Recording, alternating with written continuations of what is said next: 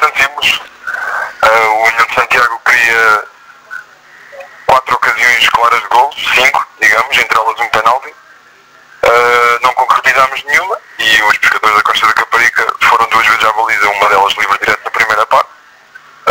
E a segunda vez foi gol na segunda parte. Um gol de cabeça, na sequência de um cruzamento do lado esquerdo do ataque dos pescadores.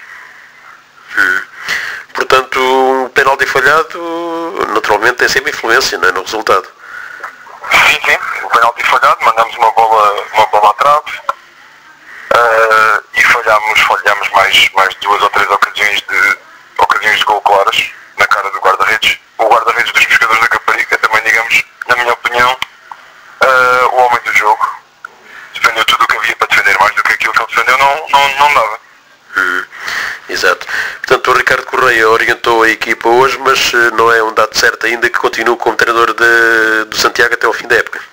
Como disse, isso é assunto da direção e as melhores pessoas para falar será a direção do clube. Exato. Mas está disposto a continuar se for convidado para isso?